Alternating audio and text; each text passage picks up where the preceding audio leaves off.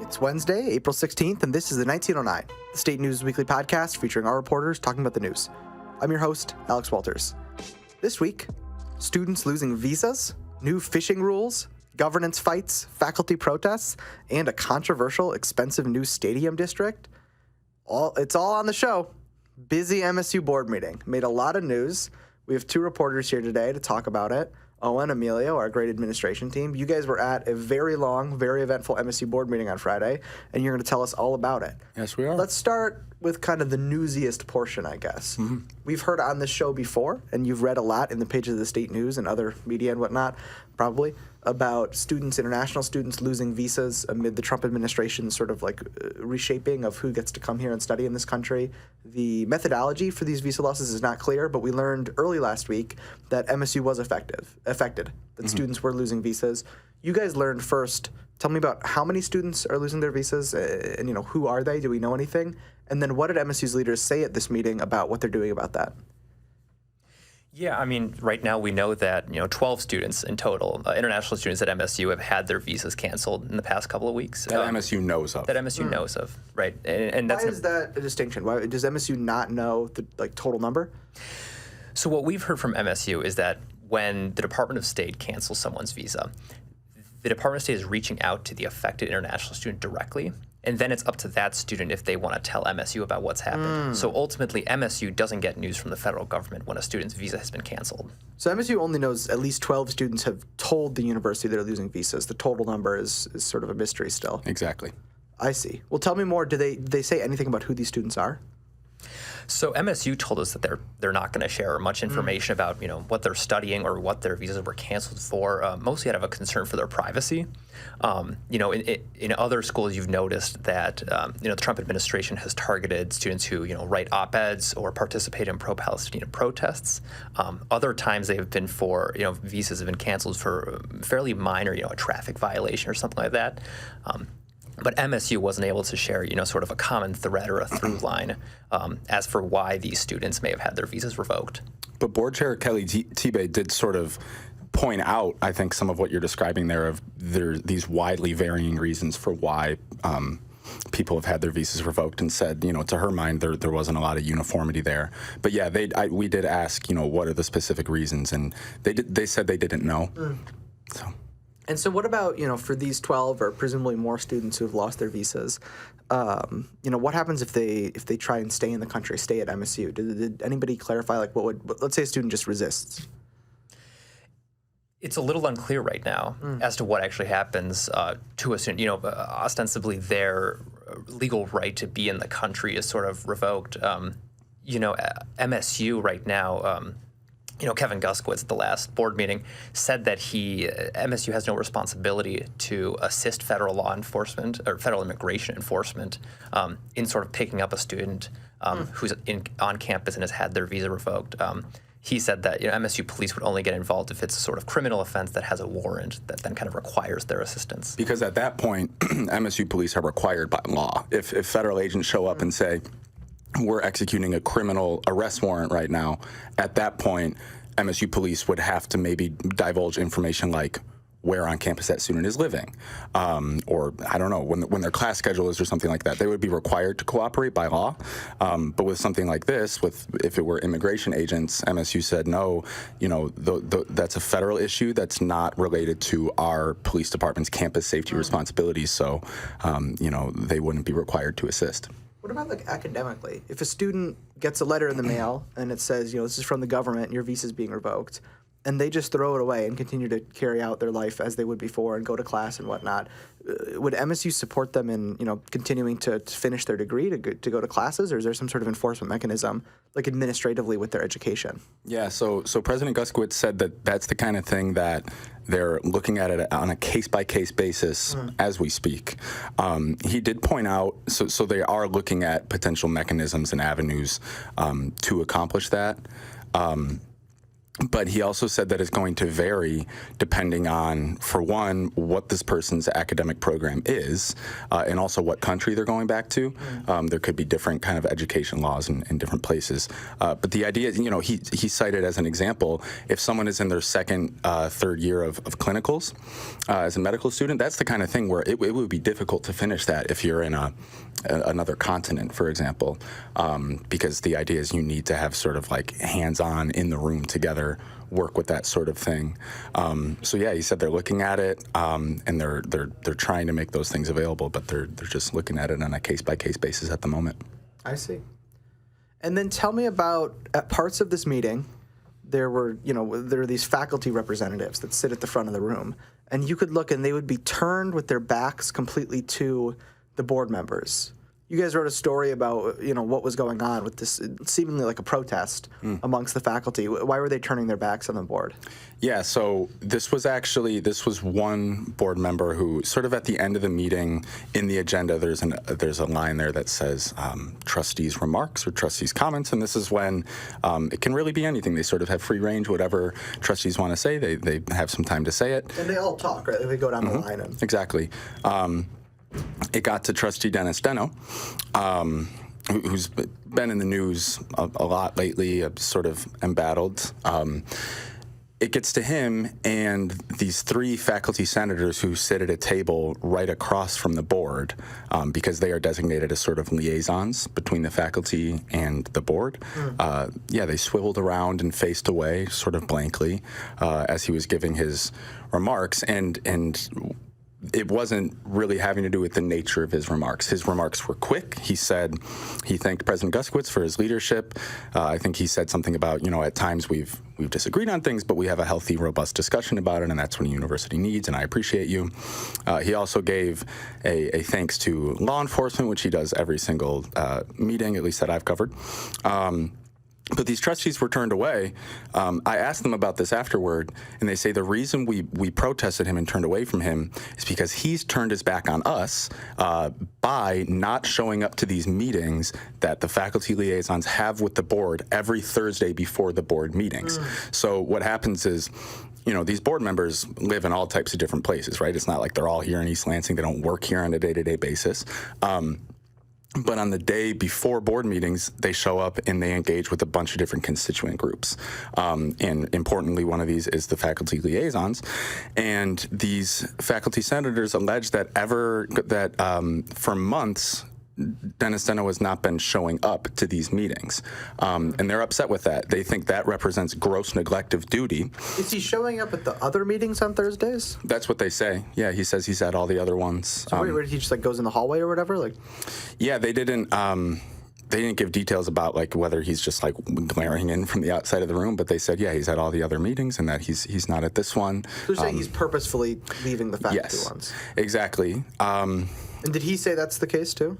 I reached out to him several times and didn't hear from him on it. Yeah. I will say another trustee Mike Balo, I talked to about this, and he corroborated that Deno has not been at these meetings, at least since Balo got on the board, which was starting at the very start of 2025. So there's been 2 meetings since then. Did anybody say why he's, a theory as to why Deno is skipping out on these meetings? Is it is that a protest too? Yeah, exactly. Yes, that is what the faculty senators posit. They say that this all started last spring after the board voted to censure Deno and Rima Vassar and Brianna Scott, censure him and refer him to Governor Whitmer for potential removal because an outside law firm, and we've covered this at length and it's kind of hard to go back, but basically, an outside law firm had been commissioned by MSU to investigate the board after Trustee Brianna Scott released this sort of explosive letter kind of detailing a bunch of widespread misconduct by the board chair at the time. After this comes out and concerns are being raised across campus, MSU hires this outside firm to look into all of it, and they end up corroborating a lot of the things that were in that letter, including that Dennis Deno and Rima Vassar had accepted gifts from donors, interfered in university lawsuits, sort of overstepped their bounds there, and that they had also sort of been using students to kind of orchestrate these attacks against their adversaries in various parts of the university, including, importantly, Jack Lipton, who is a faculty senator and who was involved in this protest the other day. Well, and there's that sort of infamous text, right, where Deno is texting with a student saying, you need to talk to reporters about how much you hate Jack Lipton. Yes. And the student says, well, what do I say when I talk to these reporters? And Deno writes, Lipton = racist. Yes. That obviously is there's a lot of tension between those two. So they think that Deno is skipping the faculty meetings because he got in trouble for, his conduct with against these faculty leaders a year ago. Yeah, exactly. And even before the board took that vote,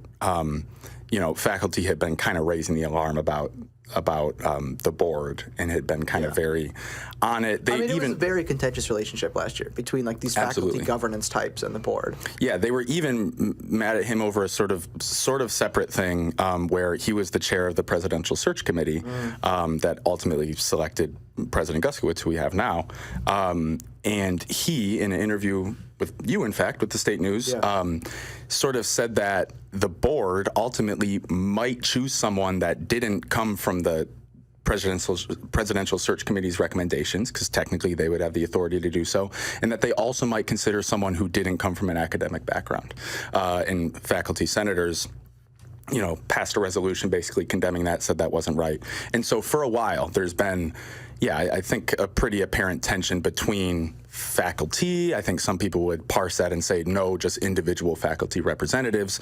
But in any case, people who are faculty and Dennis Deno. And so this was sort of this at the board meeting the other day was another sort of chapter in that saga. So this turning of the backs, this physical, very dramatic protest is kind of you feel like a climax to. This has been going on for a long time. Yeah, and it should be said that these faculty senators also, back at the end of February, which they've now shared with us, they sent a letter to Governor Whitmer saying, as she weighs this separate request for removal based on these allegations about interfering in lawsuits and these other things, they also, just in February, sent her a letter sort of adding to that by saying, also, he's not been showing up to our meetings that all the other board members are at, and they've said that in itself warrants removal from office. So that was another element of this. Of course, Rima Vassar was included in that. They said at the time that Rima Vassar had also been protesting these meetings, but they didn't protest her during this most recent meeting. And I think that's because they said at this most recent Thursday meeting she was there and she was completely engaged and even asked a good question. And when I reached out to her on this, she sort of disputed that she ever was disengaged in the meetings or wasn't showing up. So the letter from February says Vassar and Deno are both doing this. Yes. But now they're saying we've patched things up with Vassar. She's showing up to the meetings and being nice. Yes. Deno, meanwhile, they're still upset over this. Yep. That's interesting. Yeah. And then tell me about more disagreement and whatnot. This big new stadium district, hotels and restaurants, and they're calling it an Olympic-style stadium, I guess, for sports other than basketball and football. They finally voted on this giant, very expensive, multi-million-dollar project. And this is something the university kind of touted ahead of the meeting, was talking about how exciting this was. But it turns into sort of a disagreement and a dispute over should we be doing this at all. Both, I guess, from public commenters at the meeting who had questions about it, at least one, and actual board members were sort of disagreeing with each other about it. Tell me about why is this new stadium so controversial? Yeah, so interesting enough, it's not just a stadium. It's this whole, they're calling it a Spartan Gateway District. And it's this, idea for a new development on, again, the southwestern corner of campus, think more or less south of where they're building the newest IM facility, the newest gym. So those fields out there past South neighborhood under this new rec center. Right. And so, seemingly from these agenda items, they have a fairly ambitious plan for this sort of stretch of land. They want to construct, as you're alluding to, this 6,000-seat sports arena that would, be host to women's volleyball, men's gymnastics, and men's wrestling. So several, sports that have been kind of looking for home facilities in recent years. And they're also looking to construct, like a hotel, space for retail, office spaces, as well as kind of housing that, to my understanding, wouldn't be like student housing, but actual like market rate housing that people would live in and pay rent for. And so this whole plan, as you mentioned in the meeting, sort of runs into some protests from some board members. The first sign of protest kind of comes from Mike Balo, and his main concern is that some of this project funding is going to come from the University General Fund, and that general fund in general is facing some what he calls significant stressors. And another part of the project funding is going to be athletic revenues and ticket sales from this future stadium. But his main concern is that stadium ever going to actually pay back its cost? I think it's estimated the stadium alone will cost an estimated $150 million. And Rima Vassar also pointed out that, while this project would seemingly benefit campus in a variety of ways, bring people to this area, that the university just needs to be aware of how it's spending its dollars. Ultimately, it's a finite resource. And again, as you point out, it's not just trustees that kind of raise alarm about this protest. First there's during public comment, there's one public speaker from the embattled, the now defunct swim and dive team, who kind of points out, how is MSU, saying that it can't, and he frames it around the swim and dive team, saying how can MSU initiate this incredibly costly plan, and it says it also can't bring back the swim and dive team at the same time. And again, alluding to the fact that, maybe the university shouldn't just be throwing all this money out right now. There's also some more impromptu protests of this plan. At one point of the meeting, someone steps up and admits the fact that they're speaking out of order. They're asked to sit down, but sort of raises alarm about the fact that this project, there hasn't been much consideration of the potential ecological effects of building this incredibly large plant. And he seems more opposed to the university just consistently, I think he mentioned that, over the past couple of years, the university has just constantly expanded. It has built more buildings. And so his main concern was, at what point will MSU's administration say this is enough?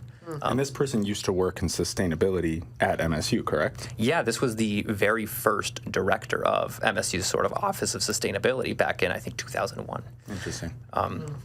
But, ultimately, these protests are heard. These trustees make their comments, and the vote ultimately passes. Mike Balo votes against it, and Sandy Pierce abstains from it, ultimately resulting in a 6-1 vote in favor of the proposal. I see. And then tell me about, these are kind of the big issues they're fighting about. You guys did a little roundup of some smaller things at the board meeting. There's a fishing rule. Yeah. New expanded fishing opportunities on campus. So kind of the basic rundown is MSU has had a sort of wildlife ordinance that essentially says where students can or can't, fish on the Red Cedar. Interestingly enough, if you're in a kayak, you're in a canoe, that's actually under state. The state oversees that since it's a navigable body of water, and so you've always been able to fish from a kayak or a canoe. Really? But if you've been a sort of student who just wants to cast a line out from somewhere on campus, there have been some restrictions on where you can and cannot fish. But now you can fish wherever? Now you can seemingly fish wherever. Wow. Are there fish in the Red Cedar? There are. There's apparently more than 30 species of fish in the Red Cedar. Wow. And interestingly enough, MSU is kind of aware of this fact that, the Red Cedar tends to have a negative stereotype about it. Even in this agenda item, it says, we're hoping that by expanding fishing opportunities, by getting people more involved with the river, we'll kind of remove this stereotype of it being kind of dead, dingy, full of spin scooters. Yeah. I wouldn't think you could catch anything good in reference the the Red spin Cedar. scooters? They do not mention spin scooters. There's been a lot of them in there. That's a sensitive People should I not. don't want to bring that up. I don't know if we can. People should not throw spin scooters in the river. It's a silly thing to do. They do, though. They do. Yeah. But I mean, I don't know. There's different rules now and stuff where you can and can't happen. So supposedly that's cracking down on it. Also at the board meeting, a star of MSU's basketball team. Tell me about Carson Cooper made an appearance. It's exciting. Carson Cooper was there. He was there he was also with an administrator like in athletics, and he just gave a brief thing sort of in support of like a scholarship that exists to support student athletes like himself. And then, during some comments by President Guskiewicz at the end and also Vice Chair Brianna Scott, there was just some Go Spartans talk, rah rah, good basketball showing this year. And there was also, in sort of thanking him for being there, and there was also a question of, hey, you know, are you going to stay or what? Because we've been hurt before. Portal. Portal talk, you know what I mean? What did he say? He sort of stood up, and the room is on the edge of their seats. Tall guy. Everybody can see him. Very tall guy, yeah. And he says, I'm staying. And he raises his hand a little bit, and he goes, I'm staying. And he had a little smirk, and he sits back down, and everyone cheers. So there you go. Carson Cooper is staying. Weird, kind of sweet spectacle for the meeting. Yeah. All right, well, that's all for now. But we'll be back next week with fresh reporting from the great minds here at the State News. Until then, all the stories from the board meeting we discussed and more, there's actually more, we couldn't fit them all in, are available at statenews.com. Thanks to Emilio and Owen for once again coming on the show, our podcast coordinator, Taylor, and most of all, thank you for listening. For the 1909, I'm Alex Walters.